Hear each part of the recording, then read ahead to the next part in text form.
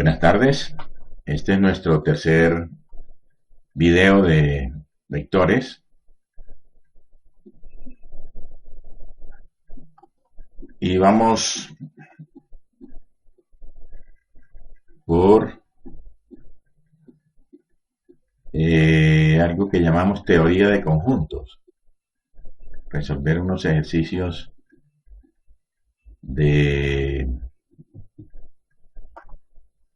del uso de vectores para representar conjuntos y ver algunas operaciones que se efectúan entre conjuntos pero representados como vectores. Aquí teníamos una lista de ejercicios. De estos hicimos algunos. La primera relación que hicimos fue la relación de pertenencia, que creo que la hicimos antes. Y con esa relación de pertenencia, estos ejercicios de conjunto se facilitan mucho, porque ya la función de pertenencia hace el trabajo difícil. El último programa que hicimos es este de la relación de inclusión, de ver si un conjunto es subconjunto de otro, y utiliza la función de pertenencia. Bueno, entonces, dos observaciones aquí bastante cortas, sencillas. La primera está aquí, dice que si las funciones pueden modificar los argumentos. Acá lo dice de esta manera: el contenido de una variable utilizada como argumento en una función no se modifica al aplicar esta, o sea, al aplicar la función, aunque se utilice el nombre de un argumento como valor a devolver. Ahora miramos un ejemplo. En programación se dice que MATLAB no acepta el paso de argumentos por dirección, que es la única forma de modificar el contenido de una variable por parte de una función. Entonces, MATLAB recibe los argumentos, son valores como argumentos. Ahora, en un ejemplo lo podemos ver. Por ejemplo, esta está muy sencilla. Dividir cada elemento de un vector X por un valor C distinto de 0. Esta, miremosla así simplemente para explicar de qué se trata. Vamos acá. Copiemos eso directamente de Word. El programa, la función se llama dividir. Lo grabamos. Dividir.m. Entonces nos van a pasar un vector X como argumento y un valor C como argumento, y el programa va a dividir cada elemento de X por ese valor C, y ese valor y ese vector resultante de dividir X o cada elemento de X por C es lo que va a devolver la función. Esto se puede hacer así o se puede hacer aquí como un Z, solamente que aquí nos dan un vector X, buscamos la longitud, luego lo recorremos para cada uno hasta n, haga cada X sub k igual al X sub k que había dividido por C. Entonces cada elemento del vector X quedará dividido por C. Al final yo le digo Z igual, perdón, cambio el teclado, Z igual a X. X entró como argumento. Luego se le hicieron unas modificaciones a X, aquí aparentemente. Y luego se va a devolver como el valor que devuelve la función, el vector X, pero el que se modificó, no el que entró. Entonces, ¿cómo opera eso? ¿Qué es eso del paso de valores? Pues cuando yo aplique la función dividir a un vector y a un valor,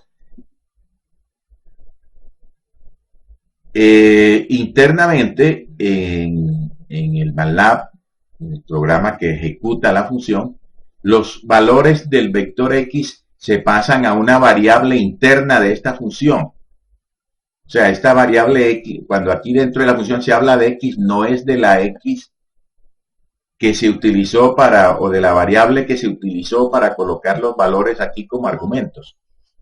sino que es otra variable en la que se copiaron los valores de X. Entonces, eso se dice que se pasaron, fueron los valores de la variable X que se utilizó como argumento. Lo mismo para C. Yo tenía una variable, llamase como se llamase. Vamos a terminar esto más bien. Se llama dividir. Ah, ya está grabado. Bueno. Entonces, este programa divide cada elemento de X por un valor C y luego devuelve ese vector X modificado. Probémoslo primero y enseguida vemos qué fue lo que pasó. Entonces, si yo tengo un vector A, yo tengo por allá una función que me genera vectores. Otra vez el teclado. Ok. Yo tengo un vector de 10 elementos entre 40 y 70. Esa es una función que hicimos para generar vectores de muestra. Entonces ahí tengo un vector A de 10 elementos con números entre 40 y 70. Cuando yo le diga haga B igual, o no, simplemente cuando yo diga dividir ese vector A por el número 5, esto me va a devolver un vector con estos elementos de A divididos por 5.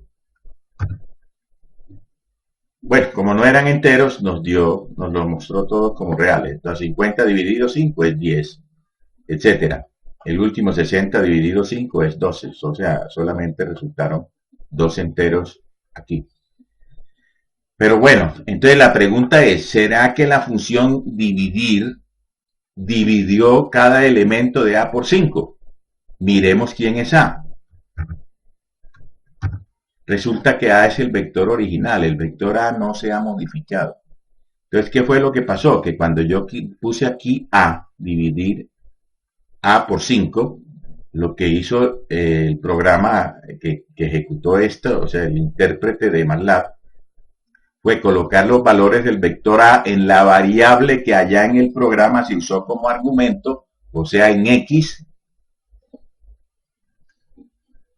y el valor 5 lo colocó en la variable C, internamente trabajó con ese vector X, que es como temporal, provisional, dividió los elementos y devolvió los valores contenidos por este vector Z que se formó acá internamente. Entonces lo que devolvió fueron unos valores.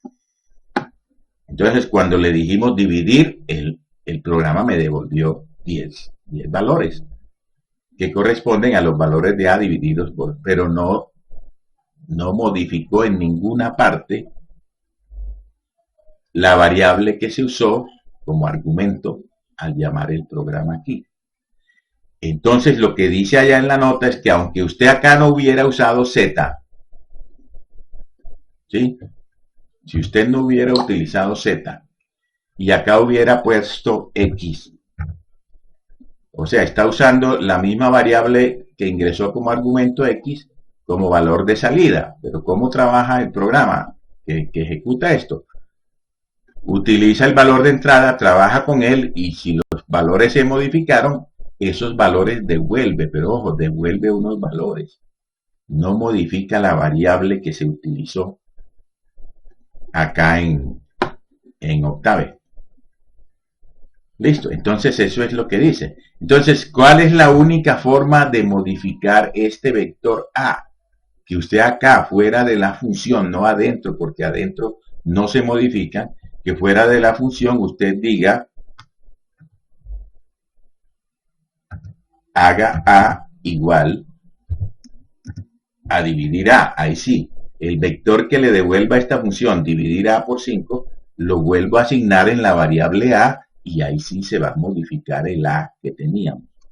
Entonces observen que ya este es A. Ya estos valores desaparecieron. Entonces esa es una observación que está aquí, que dice que MATLAB no puede modificar las variables utilizadas como argumentos. Ok, exactamente eso es lo que dice acá en las notas, que para cambiar el valor de x tiene que ser por fuera de la función, que se le asigne a x el valor devuelto por la función. Pero la función por sí misma no modifica la variable que se da como argumento. En unos lenguajes ya hechos para programadores, para desarrolladores, como el lenguaje C o el lenguaje Pascal, sí se puede manejar el paso de argumentos por dirección.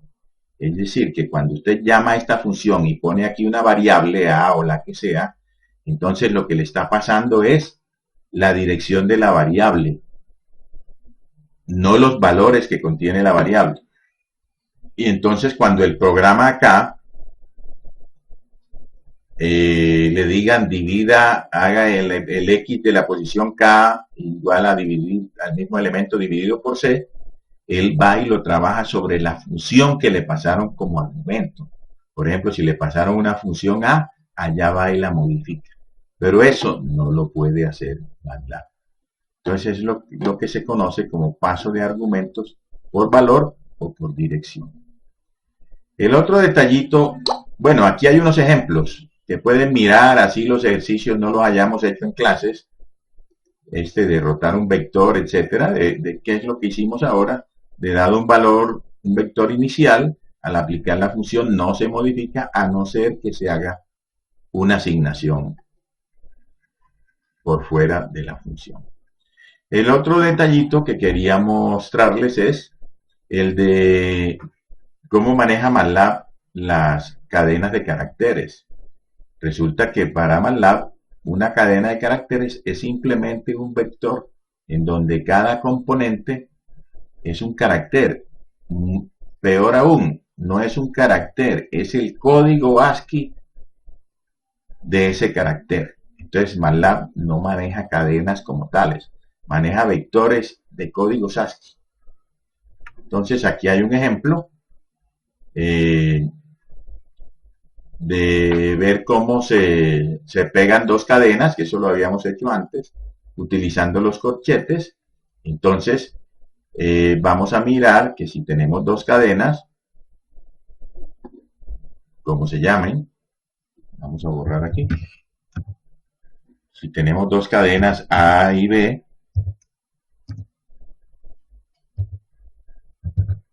A igual Pedro, y B igual Suárez, ya no recuerdo qué decía ya. Entonces lo que tenemos son dos vectores, pero cada uno contiene un carácter. Entonces, si este A es un vector de 5 componentes, entonces el A de la posición 1 es la letra P, etcétera. El B de la posición 3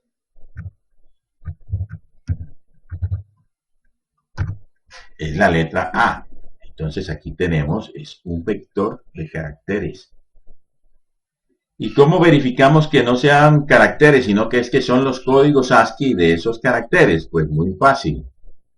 Como MATLAB hace una cantidad de operaciones que ya tiene predefinidas entre vectores, por ejemplo, vamos a ver B es una cadena de caracteres. Si la multiplicamos por 1, en un lenguaje de programación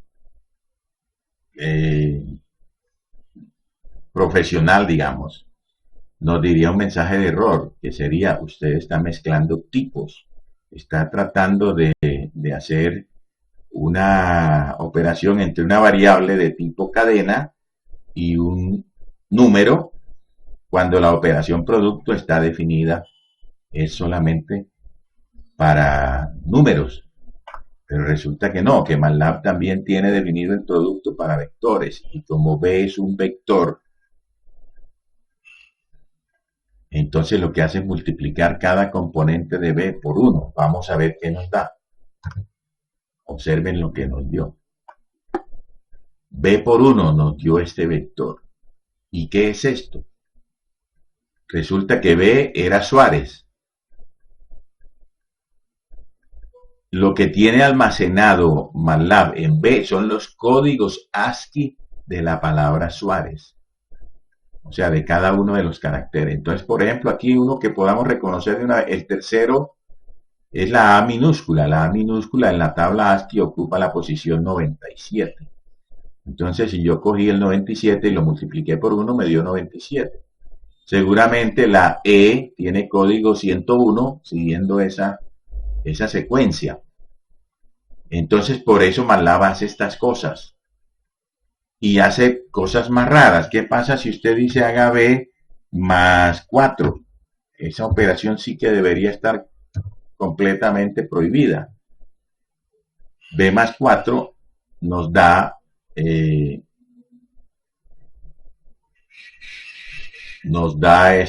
este otro vector. Recuerden que B era en la posición 3, el Suárez, esta A era el 97, al sumarle 4 quedó en 101. ¿Y quién era el 101? La E. Entonces, algunos caracteres se cambiaron por otros, aquí, pero algunos no serán letras. Yo sé que 126 es la virgulilla, creo. Entonces, ¿cómo miro yo qué caracteres son? Pues uso la función que se llama char de carácter, y como esto quedó guardado en ANS, observen qué fue lo que hice al sumarle a Suárez el número 4. Obtuve unos caracteres que corresponden a estos códigos ASCII. Les había dicho que el 126, por ejemplo, no era una letra, sino la virgulilla. Pero la E, por ejemplo, que es el 101, se obtuvo de sumar 97 más 4. Entonces, este es algo que MATLAB hace, pero que no debería, porque las cadenas de caracteres se deberían manejar de otra manera.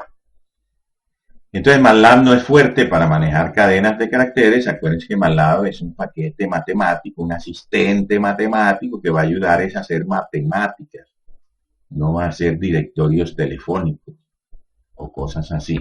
Entonces está esa observación sobre MATLAB.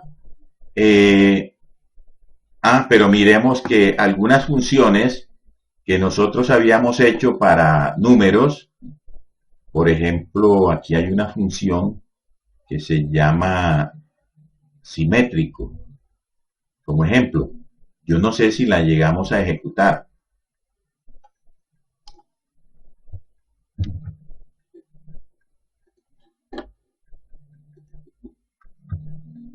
Esta función lo que chequea es si un vector, si la primera componente de un vector es igual a la última, etcétera. Vamos a grabarlo, se va a llamar simétrico.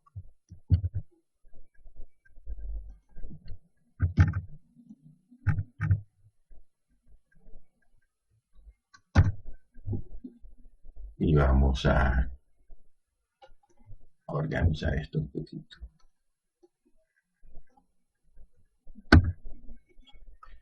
Bueno, aquí este programa está hecho con una formulita, como les gusta a los matemáticos.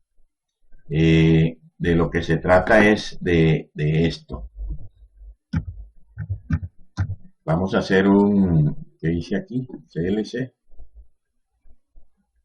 Aquí en Octave.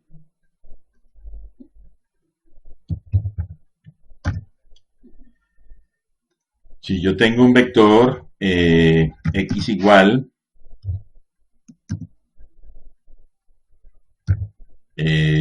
3, 1, 2, 5, 4. Entonces, este vector no es simétrico, porque para que sea simétrico, la primera debe ser igual a la última, o sea, este tendría que ser 3. La segunda igual a la penúltima, y tampoco. Y el único que es el 2, o sea, el tercero es igual al antepenúltimo, pero ya no es simétrico. Entonces, si le aplicamos simétrico a este vector x, nos va a decir que no es.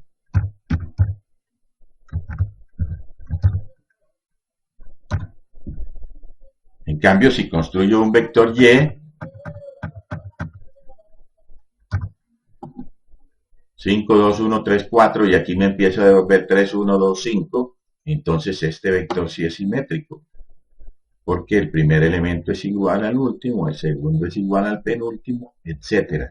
Entonces, si le aplicamos simétrico a ese vector que llamé Y, nos va a decir que sí lo es. Entonces, como este programa fue hecho para vectores, se puede aplicar perfectamente a una cadena de caracteres, porque una cadena de caracteres es un vector. Entonces, digamos, por ejemplo, Anita Lava Latina, que es un palíndromo conocido por ustedes, porque se lee igual de izquierda a derecha que de derecha a izquierda. Entonces, aquí sobró que un paréntesis. Y le damos Enter y dice que sí es simétrico, o sea, sí es palíndromo. Listo. Entonces podemos hacer cosas con cadenas de caracteres manejando los códigos ASCII, por ejemplo, convertir de mayúscula a minúscula. Si aquí guardamos, por ejemplo,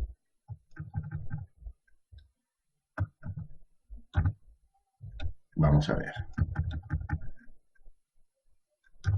Anita Lava Latina, guardémoslo en una variable t.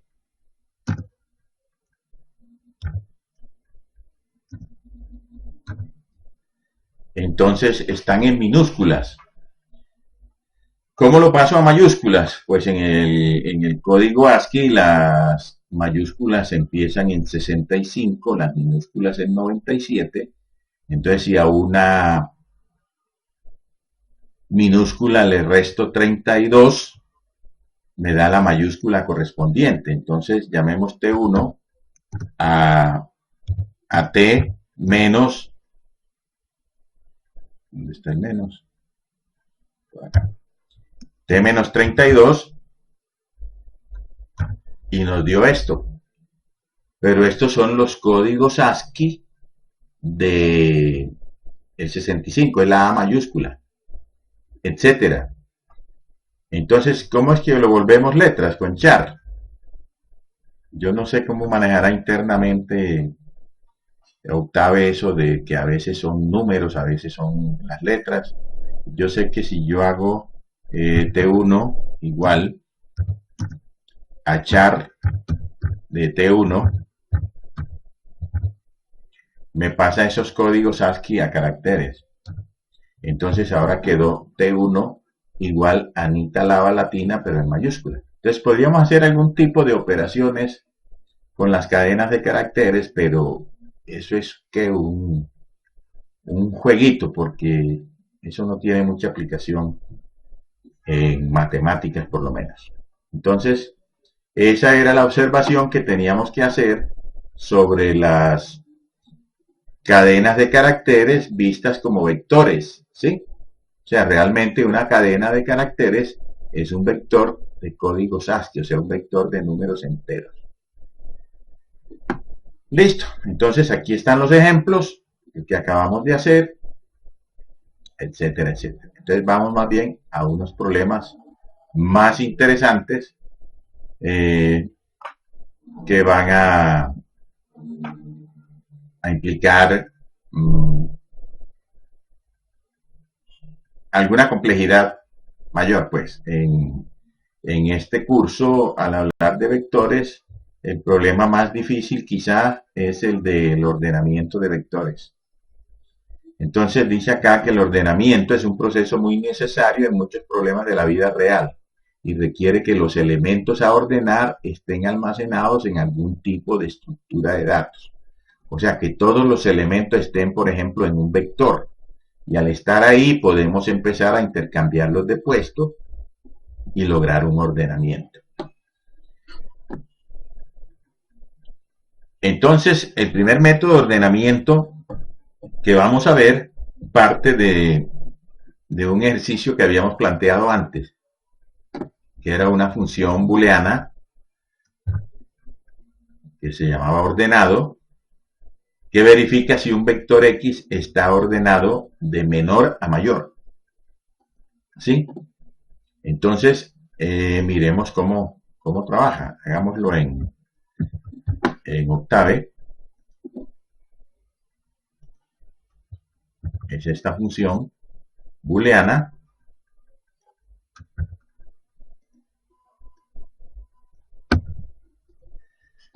que se llama ordenado. Grabémoslo de una vez.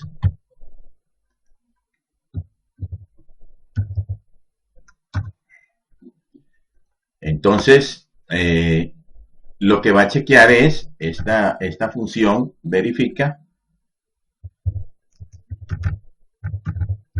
si el vector X, hay que decir aquí, pues, que el X que nos van a pasar como argumento es un vector, está ordenado en forma que ascendente. Eso es lo que va a hacer esta función booleana. Listo, entonces empieza poniendo la longitud del vector que nos pasan en una variable n, entonces n será el tamaño del vector, el número de componentes, y se empieza con el principio de la buena fe. Decimos lo que va a devolver la función primero es 1, o sea, sí está ordenado. Pero si yo me encuentro un elemento del vector X que es mayor que el siguiente elemento, entonces ya no está ordenado de menor a mayor. ¿Sí?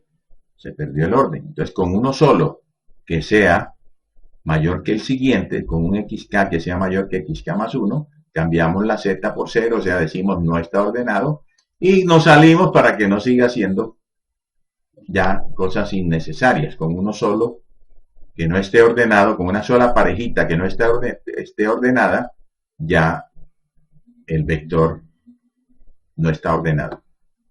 Entonces, listo. ¿De dónde a dónde irá acá? Como hay que comparar cada elemento con el siguiente, entonces solamente hay que llegar para acá desde 1 hasta n-1, porque el elemento de la posición n no tiene elemento siguiente. ¿Sí? Entonces basta con que cada elemento desde 1 hasta n-1 sea menor o igual que el siguiente para que esté ordenado. Entonces, lo corremos acá en Octave.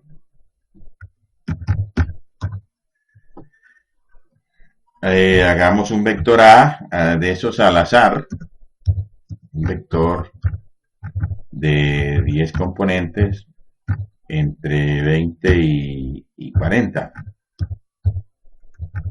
Posiblemente me dé un vector ordenado, pero muy difícil. ¿Sí? Este vector no está ordenado de forma ascendente. Ya el primero ni siquiera es... No, el primero sí. El primero es menor que el segundo, pero el segundo ya es mayor que el tercero. Entonces, si le aplicamos la función está ordenado el vector A, me va a decir no, o sea, 0. Entonces el programa está funcionando perfectamente. Entonces, ¿cómo hacemos un vector que sí esté ordenado? Pues hagámoslo manualmente. Escorchete. 1, 3, 6, 9, 9, 11. Ese vector. ¿Está ordenado? Sí. Esto se llama un ordenamiento ascendente. O sea, esto es lo que se llama una función no decreciente. O sea, que pueden ser iguales, pero nunca ser inferior al que sigue. Entonces ahora le aplicamos que si está ordenado B, nos debe decir que sí está ordenado. Entonces, este es un programa que entraba ya dentro de las funciones booleanas. Muy bien, entonces vamos a mirar el programa otra vez. Este programa simplemente verifica si un vector está ordenado en forma ascendente. Entonces, la forma de trabajar es que inicialmente dice si está ordenado, Pero si encuentro uno que no esté ordenado con respecto al siguiente, ya digo que no está ordenado y listo. Pero el programa podría haber sido un poquito más diligente o proactivo, como dicen ustedes. Pues si lo que estamos buscando es tratar de que el vector se quede ordenado, pues si no está ordenado, señor, si usted encuentra que una componente es mayor que la siguiente, entonces haga algo por ordenarlos. Por ejemplo, intercambie las componentes. Entonces vamos a cambiar este programa. Vamos a llamarlo ordenar.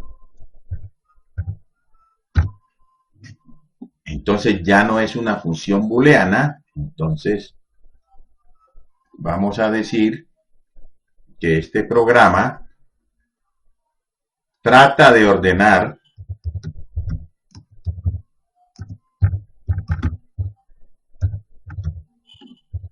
el vector X en forma ascendente. Sí, vamos a modificar uno que era simplemente para chequear si estaba ordenado. Entonces, listo, pedimos la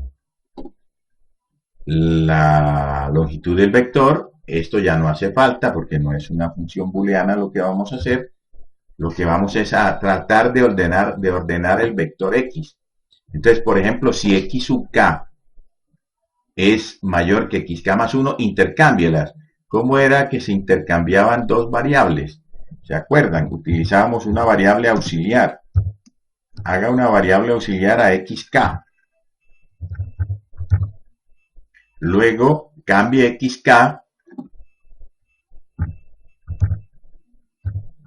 por XK más 1.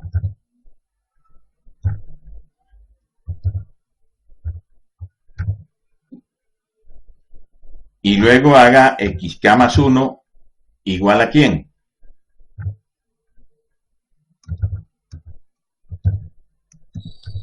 Igual al auxiliar, o sea, donde guardamos el valor original de X de la posición K.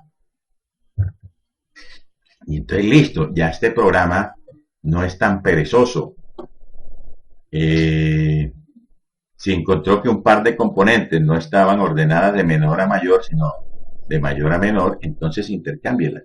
Si son iguales, no pasa nada. Pero entonces, ¿qué le digo a este programa que me devuelva esta función? Ya no va a devolver ningún Z. Se puede poner que devuélveme el mismo X, o sea, pero el X ya con la modificación.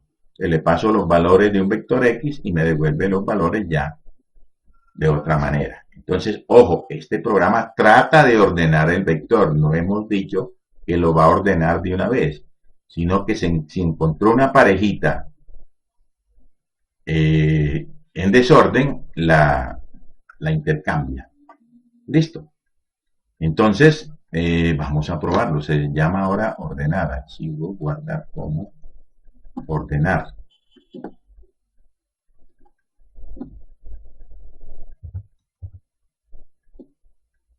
Ordenar, así, punto M.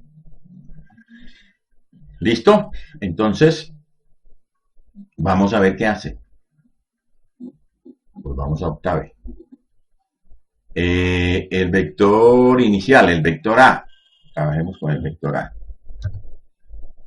El programa que hicimos lo que hace es lo siguiente. Ojo, decía para K de 1 hasta N-1, porque va a comparar cada componente con la siguiente, entonces no se puede ir hasta N. Entonces va a coger, para K igual 1, vamos a comparar el 34 con el 40.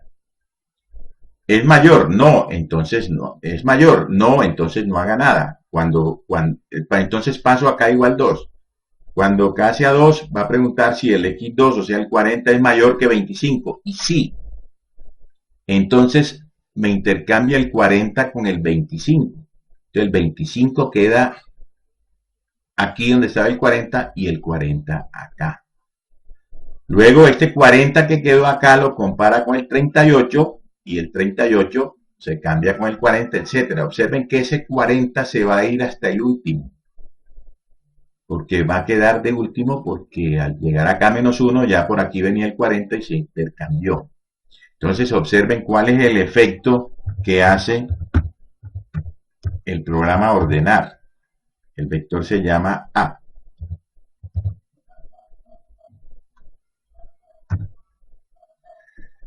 dice que hay un error en la línea 57. Eso ni siquiera tiene una línea 57. Ordenar archivo, guardar como. ¿Qué escribí ahí? Ordenar.m o escribí ordenar coma m. Parece que fuera una coma. Punto. Ahora sí, señor profesor. Ordenar A. Bueno, vamos a limpiar esto, que eso me enredó un poquito el tablero. Tenía un vector A y le dije ordenar A. Entonces observen, el 34 no se movió, ¿cierto? 34 era menor que 40. Pero el 40 empezó a moverse y llegó al último puesto. ¿Quién quedó aquí? El 25. Cuando pasó al siguiente, el 40 se intercambió con el 38, luego con el 29, luego con el 36, y todos estos se fueron moviendo en lugar a la izquierda, y al final esta fue la situación. Entonces, no ordenó el vector completamente, porque aquí queda 34, 25. El único que quedó en su puesto fue ¿quién? El 40, que es el mayor de todos. Entonces, como es mayor de todos, se va a intercambiar con todos los que siguen y va a quedar de último. Pero los demás, por ejemplo, el 25, que es menor que el 34, debió quedar de primero o antes del 34, pero como eso no lo alcanzó a hacer porque ya venía por el segundo y no vuelve al primero, entonces no se ordenó. Pero observemos lo siguiente, el vector A no se modificó por lo que dijimos que ordenar no modifica a A. Para que A se modifique, yo tenía que haber dicho haga A igual a ordenar A. Entonces, observen, ya el A cambió. El A era 34, 40, 25, ahora está 34, 25, 38. Entonces, algunos elementos quedaron, o sea, lo que podríamos decir es que este vector ahora está más ordenado que como estaba antes. Si es que puede hacerse una medida de qué tan ordenado está un vector. Podría ser, pues, cuántos valores son menores o iguales que el siguiente. Y entonces, el que tenga más valores menores o iguales que el siguiente está más ordenado. Podría ser una medida, pero bueno. Entonces, ¿qué hacemos? Pues volvamos a aplicarle el mismo programa. Ahora, si yo le vuelvo a aplicar esto, 34 es mayor que 25, el 25 pasará de primero y el 34 acá, y de pronto va a quedar mejor ordenado. Entonces lo que hago es volver a darle A igual ordenar A, y observen que ahora tengo 25, 34, 29, 36. El 36 se quedó mayor que el 27. El mayor de todos estos era el 38, se llegó acá. O sea, los mayores van quedando en su puesto, pero los menores van devolviéndose de uno. Pero si yo sigo aplicando esto así, observen cómo va. Todavía el 25, el 27 no ha llegado a su puesto. De aquí del 28 en adelante sí. Vamos a hacerle otra. Y ahí sí está ordenado. 25, 27, 28, 29, 34, etc. ¿Cuántas veces tuve que aplicar este ordenamiento, pseudo ordenamiento, pues, para que quedara realmente ordenado? Pues no sé cuántas. ¿Cuál sería el peor caso? Que el menor estuviera de último. Entonces, como el menor solo avanza un puesto a la izquierda en cada vez que ejecutamos este programa ordenar, entonces ese sería el peor caso. ¿Qué tenemos que hacer entonces? Observemos que este proceso, que hace un solo recorrido del vector, y en ese recorrido logra que los mayores queden en su puesto, pero que los menores solamente avancen un lugar a la izquierda, lo vamos a repetir n veces o n menos una veces. Entonces, ¿cómo hacemos que este bloque de instrucciones que está aquí subrayado se repita n menos una veces? Pues se mete dentro de un for. para k de 1 hasta n-1. Lo hacemos no con la misma variable k, con otra variable i, por ejemplo. Y listo. Este proceso ya se va a repetir y no tenemos que repetirlo manualmente nosotros como hicimos ahora en el ejemplo, sino que él solo va a hacer que eso se haga el máximo número de veces necesario para ordenarlo. Es posible que antes de hacer las n-1 veces ya haya quedado ordenado, pero no importa.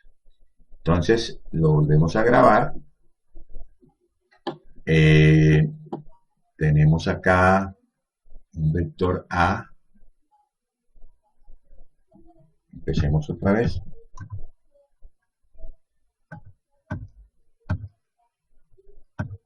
Aquí generamos un vector de 10 elementos. Ahora le aplicamos A igual ordenar A, que es la única forma de que A quede ordenado, se modifique, perdón. Entonces nos debe quedar ya ordenado completamente. Ya. Aquí teníamos el 24 tres veces, que es el menor, quedó de primero. El mayor de todos era el 38, quedó de último. Si queremos ver cómo se llegó a esta situación, podríamos acá en el programa, y esto sirve como seguimiento, cada que haga un recorrido de estos, decirle muéstreme el vector A.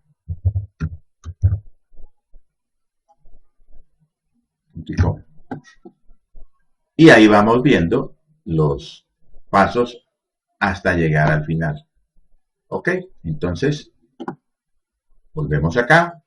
Tenemos el vector A, aquí nos lo devolvió de una vez ordenado. Tenemos que volver a, vamos a borrar pantalla. Tenemos que volverlo a generar ya para que nos quede desordenado. Aquí tenemos el vector inicial y vamos a correr ahora el programa ordenar, que nos va a devolver el vector ordenado, pero que nos va a mostrar el paso a paso. Oh my God. ¿Qué pasó aquí? Muy bien, miremos el error acá. Apareció una A aquí, que no es. En el programa estábamos trabajando con una X. Y fuera del programa estábamos pasando una A como argumento. Y eso fue lo que pasó. Entonces, volvamos a borrar. Mostramos A, es el vector A inicial, y le aplicamos A igual ordenar A. Y observen cómo quedó. Era 32, 30. Entonces, primero el 30 se intercambia con el 32. Luego el 21 con el 32, etcétera, etcétera. Y así se fueron formando. ¿En qué momento quedó ordenado? 30, 31, 32. Aquí ya estaba ordenado antes. Aquí también. O sea, es posible que se hubieran hecho unos pasos de más, o sea, unos recorridos que ya no hacían falta, pero ¿cómo íbamos a saberlo? Nosotros hicimos el máximo número de vueltas que podía dar el otro programa, pues recorridos, para conseguir que quedara ordenado. Listo. Entonces, aquí está el seguimiento si lo queremos ver. Esto de que nos muestre cosas cuando el programa no da, etcétera, esta es una forma de hacerle un seguimiento. Le ponemos un comentario para que no lo vuelva a mostrar y vemos que el programa está funcionando perfectamente. En este caso le apliqué ordenar a un vector que ya estaba ordenado. Este primer método de ordenamiento se conoce como el método de intercambios sucesivos.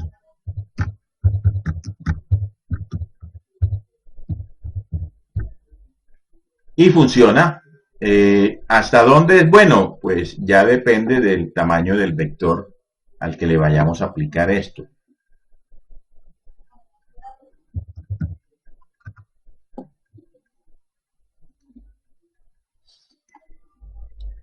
Hagamos un vector un poco más grande, no fue que lo generamos aquí, hagamos un vector de 100 componentes. Ahí están 100 componentes entre 20 y 40. Para ordenarlo, le decimos haga igual ordenar A y observen cómo quedó. Perfectamente ordenado. Empieza con 21, 22, 23, 24, hasta 40. ¿Ok? Entonces, este programa funciona. Ahora, ¿hasta qué tamaños funciona bien? Pues no vamos a exagerar. Hagamos uno de 1000 componentes. Será mucho. Eso en un problema de la vida real no es nada. Pongámosle un punto y coma para que no nos lo muestre. Listo, ahí tenemos un vector de 1000 componentes que se llama A. El A en la componente 1000 tiene el número 33. El A en la componente 1 tiene el número 32. No los muestro todo porque no me caben en un pantallazo, pero si yo le digo haga A igual a ordenar A, que A se supone que está desordenado, vamos a ver cuánto se demora. Ahí se está demorando un poquito. Antes terminaba de una vez. Bueno, pero no le di punto y coma para que no me lo mostrara. Bueno, no importa. Ahí terminó. Entonces ya me lo mostró acá en esta otra ventana. Observen que los números iban entre 20 y 40. Aquí están todos los 20 de primero. Aquí van 135 elementos.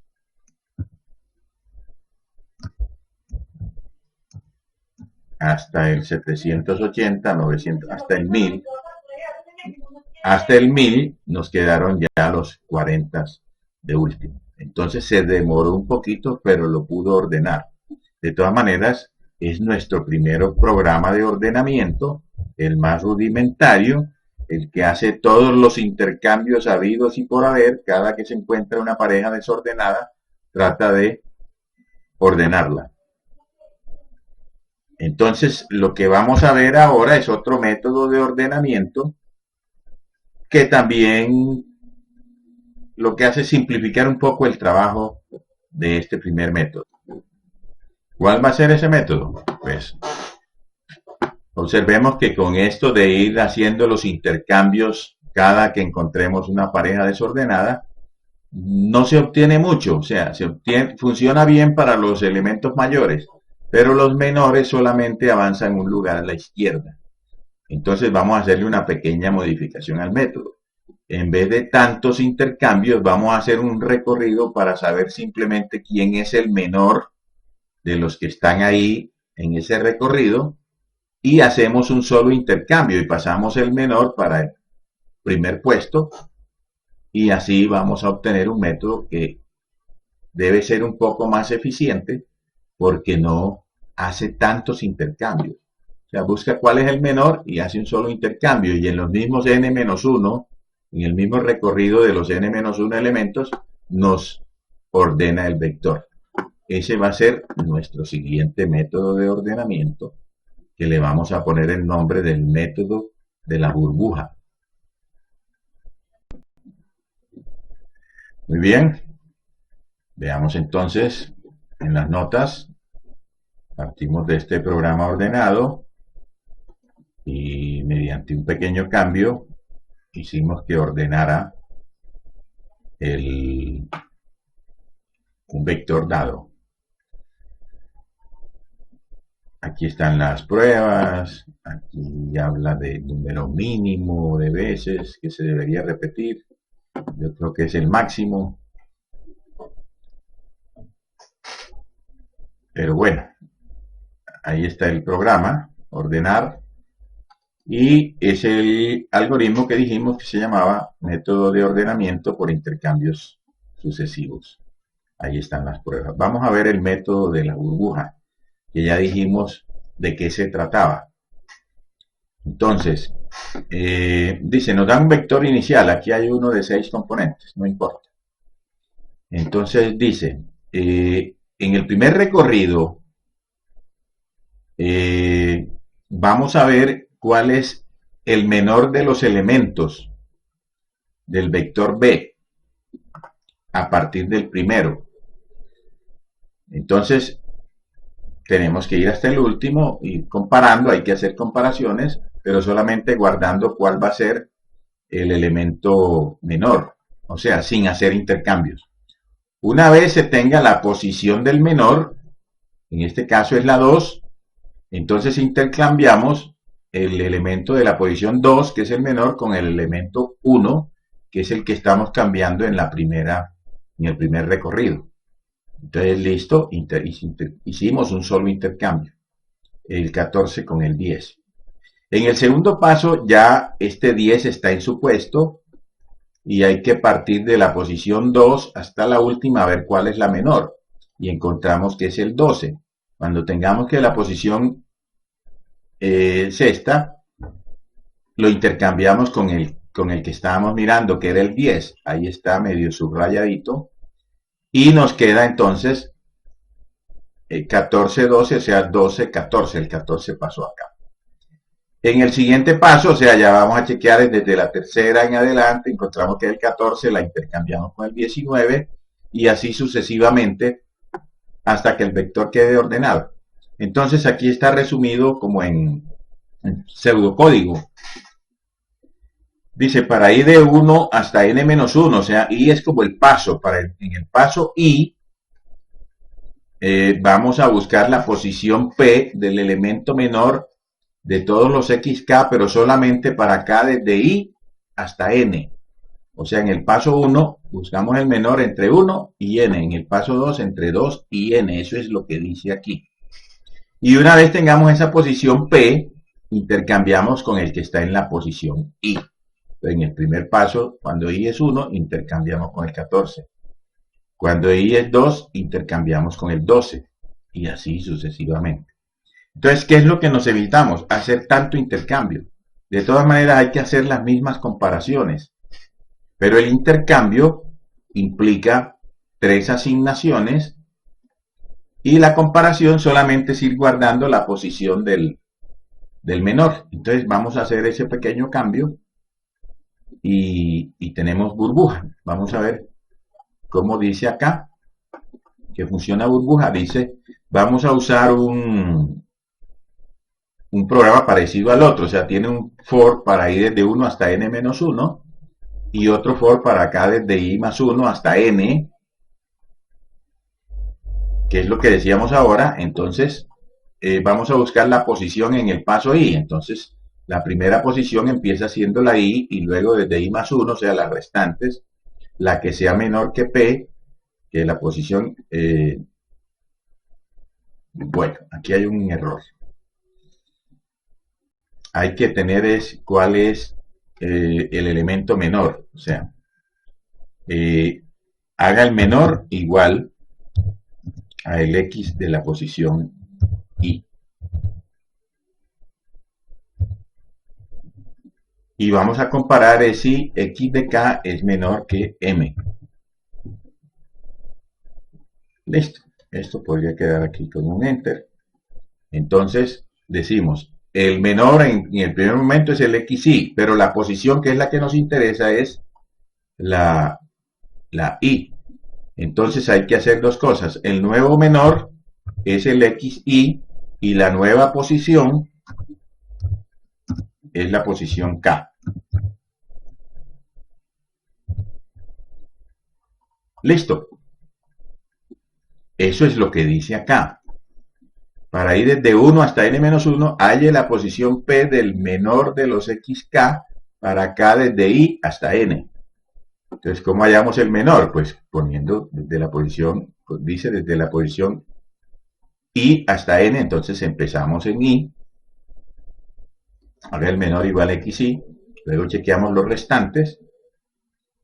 Aquí, ¿qué pasó? Esto tenía unos tabuladores.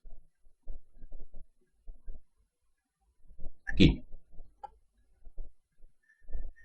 Listo, este sería el programa burbuja. Entonces, cuando se tiene ya la posición del menor elemento entre y la longitud, o sea, entre y el último, se hace un solo intercambio. Esa pequeña variante de pronto nos significa en vectores de gran tamaño una economía de tiempo bastante considerable. Vamos a mirar. Entonces, nos copiamos el burbuja. Nos vamos para el editor.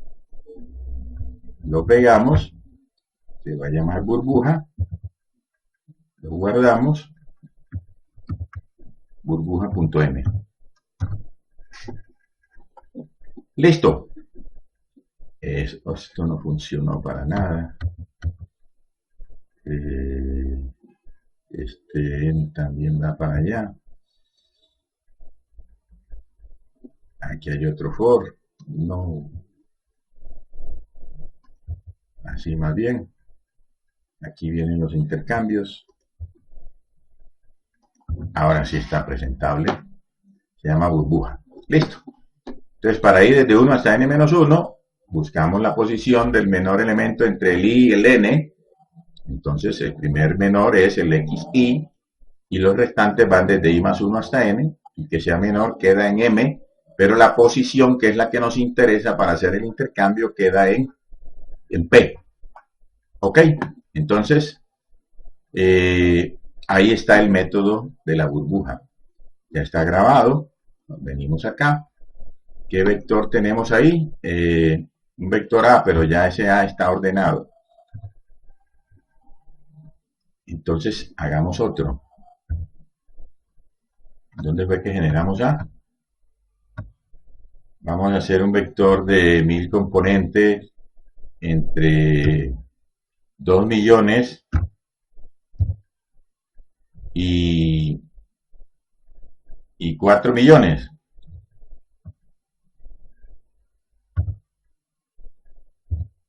Así. Y que no nos lo muestre.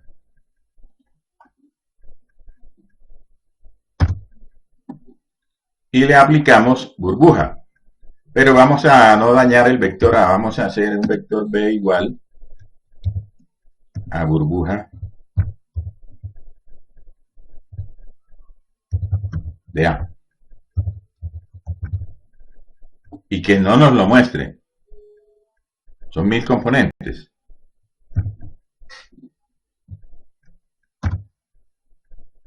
Está trabajando, pero ya terminó.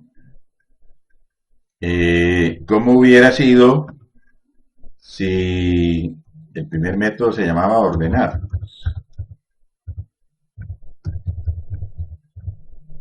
Si hubiéramos aplicado ordenar y no lo llamamos B sino C. C igual ordenar A. Se está demorando, tal vez un poquito más. Y apenas son 1000 componentes. Ya terminó. Ya el vector B debe estar ordenado. Entonces vamos a ver cuál es el B de la posición 1. Acuérdense que eran números entre 2 millones y 4 millones. Entonces el menor debe estar cerca de 2 millones. Y el máximo, que sería el B de la posición 1000,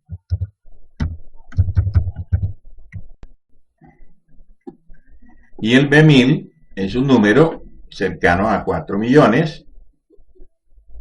Y lo mismo el C1, tiene que ser el mismo B1 si quedaron bien ordenados. Y el C1000, el mismo B1000. ¿Correcto?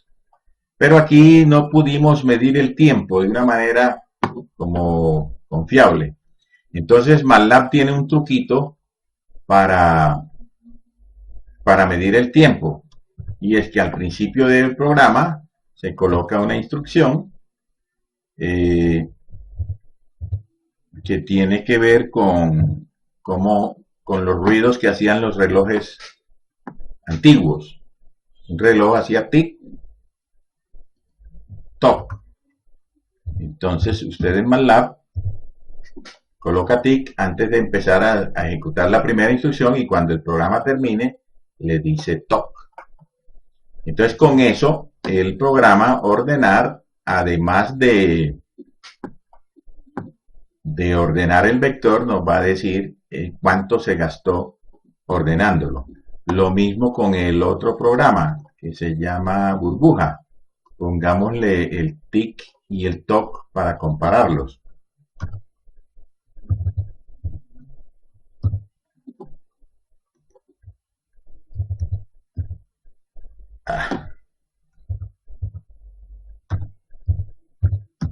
Aquí. Listo. Y lo grabamos. Entonces volvemos acá. Vamos a hacerlo con un vector un poquito más grande. Hagamos un vector de 2000 elementos entre 2 millones y 4 millones otra vez.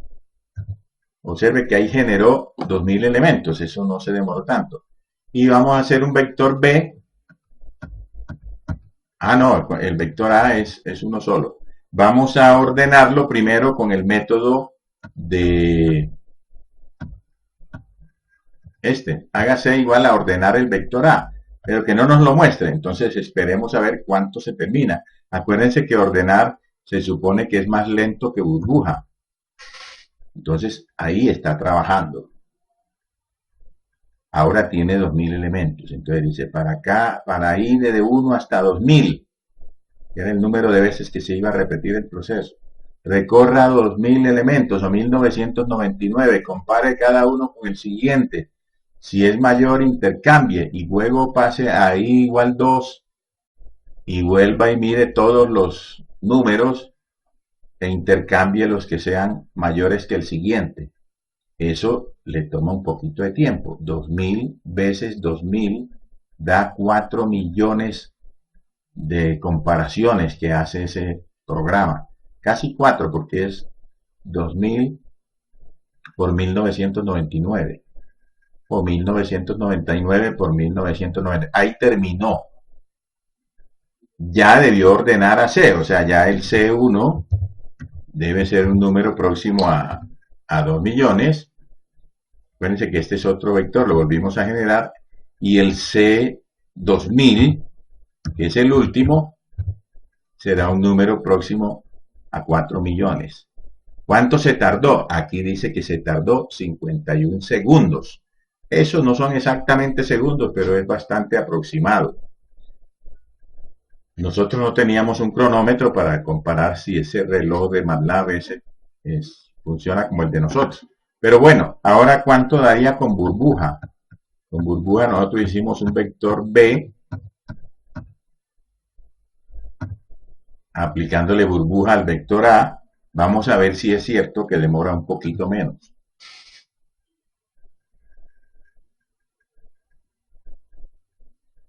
No voy a hablar. Ya terminó. Duró 10 segundos. Y el otro duró 5 veces más. 51 segundos. Entonces, ese pequeño cambio que hicimos, de que no fuerais haciendo el intercambio de una vez cada que encontrara uno mayor que otro, sino que encontrara el menor, e hiciera un solo intercambio, fíjense todo lo que redujo el tiempo de ejecución. Y no estamos hablando de problemas de la vida real. Un vector de tamaño 2000 puede ser muy pequeño en comparación con el número de clientes de un banco, por ejemplo. Claro que en ese caso, si usted tiene un vector de tamaño 100.000, ni el burbuja ni el ordenar serán buenos métodos. Y le tocará a usted esperar mucho en el cajero a que le busquen bueno, si fuera una búsqueda, pues, a que le busquen su número, a ver si tiene saldo a favor, etcétera. Entonces, pero bueno, si se trata de ordenar, existen unos métodos finos de ordenamiento que no se estudian en este primer curso. Veamos qué dicen las notas. Después de que se ve burbuja, bueno, aquí dice, esta forma de encontrar el menor, cuando se ejecuta esto y termina esta parte, este for, el menor está en la posición P. Entonces, esta forma de encontrar el menor se puede hacer con un programa auxiliar que se llame menor. encuentre la posición del menor elemento del vector X entre las posiciones J y K. Acuérdense que el método de la burbuja dice, hay la posición P del menor entre la posición I y la N. Entonces, no es el menor de todos, es el menor entre un par de posiciones dadas. Y luego intercambie XY con XP. Entonces, si nosotros hacemos este auxiliar, por no decir esclavo, que es menor, entonces el programa burbuja se vería mucho más sencillo que este que está acá. Fíjense, basta con decir, encuentre la longitud de n, para ir de 1 hasta n-1, haga p igual al menor de los x entre la posición i y la n, y una vez tenga esa posición p, haga un solo intercambio. Y luego vaya a i igual 2, haga lo mismo, etcétera, etcétera. Acá aparecen unas pruebas con un vector de 1000 componentes y acá uno de 2000, más o menos lo que hicimos nosotros.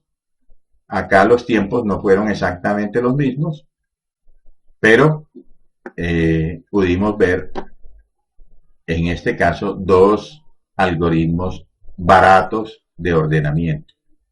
Baratos porque en un curso de análisis de algoritmos se pueden ver unos métodos realmente rápidos de ordenamiento que trabajan de una forma muy distinta. Entonces, terminemos por hoy la parte de vectores.